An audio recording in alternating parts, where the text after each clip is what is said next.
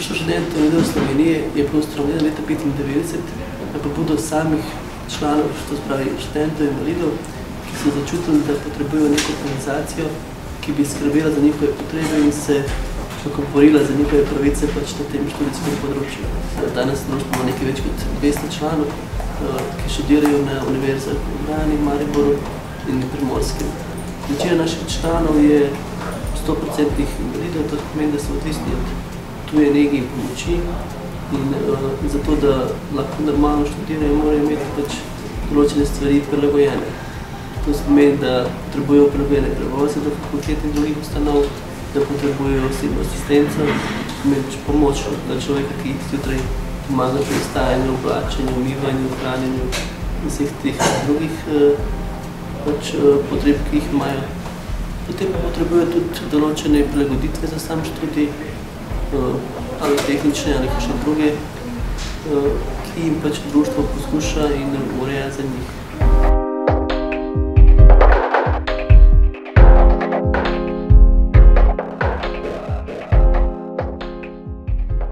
Ja, problematiko študentov invalidov bi lahko nekako razdelili na 3 sklope, na 3 dele. Prva je dostopnost, tu gre predvsem za dostopnost zgrajenega okolja, dostopnost fakultet v tem bolj fizičnem smislu. Veliko fakultet namreč ni popolnoma ali pa vsaj v večji meri prilagojenih.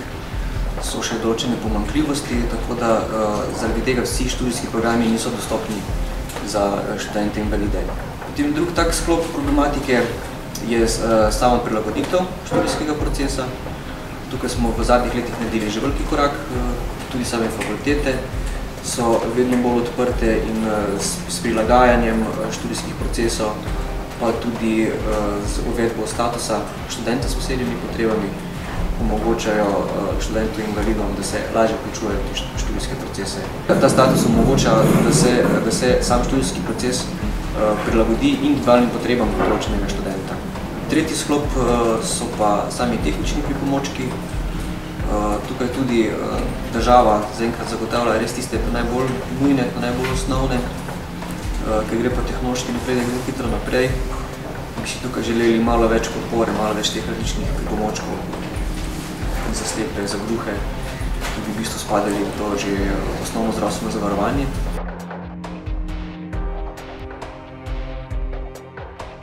Ja, naše društvo ponuja osebno asistenco študentom, ki živijo v študentskih domovih. To pomeni, da imajo 24 ur na dan pokrito asistenco, sicer ni 1 na 1, ker pač ni dovolj sredstev, imamo pa tako, da pač 2 asistenta na dopoldan ali ponoč pomagata več našim uporabnikom.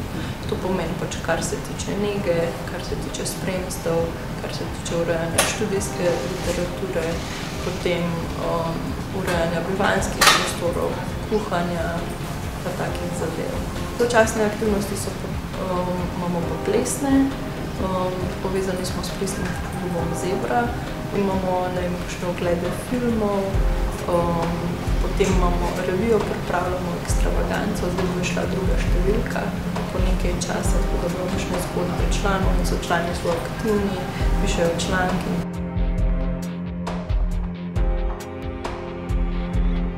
Projekt Link, kjer smo na področju Evropske unije delovali v smeri vključevanja študentov in diplomatov v družbo Evropske unije. Predvsem je bil pa tudi poudarek tukaj na deljenju nekih izkušenj med različnimi državami. Druga zadeva je projekt Studies. To ni bil mednarodni projekt, je bil pa projekt, kjer je sodeloval na mednarodnem nivoju v tem smislu, da je sodeloval zraven en strokovnjak iz Velike Britanije, ki je pomagal pri izdelavi priročnika, pa tudi internetnega gradiva za profesorje, kako delati študenti invalidi. Drugače pa poudarila še to pa ni mednarodni projekt, je pa zelo pomembno. Naše društvo je štartalo predvsem z podporo študentom invalidom v okviru študija. Za zadnje čase ugotavljamo, da je podpora zelo pomembna tudi po študiju, ker so potem res prepuščeni sami sebi. Zaposlovanje zadnje čase je velik problem, splošno med mladimi, ogromno brezposelni, kaj šele diplomanti, invalidi, ki so tako še manj zaželeni, ker rabijo posebne prilagoditve, niso tako zmogljivi, ne vsi, ampak manjša zmogljivost je pričakovana skoraj, delodajalci, ki sploh ne poznajo tudi tega področja. Tako da smo se malo bolj usmerili v to podporo. Tudi sodelujemo z različnimi zaposlitvenimi organizacijami, od raznih kadrovskih agencij pač navezujemo stike, Zavod za zaposlovanje, izvajalci zaposlitvene rehabilitacije, pa seveda študenti invalidi, ki so tudi tista naša glavna ciljna skupina in s katerimi želimo sodelovati že pred zaključkom študija in jih opozarjati na to, koliko je pomembno, da še prej delujejo v tej smeri, da razmišljajo o svoji prihodnosti.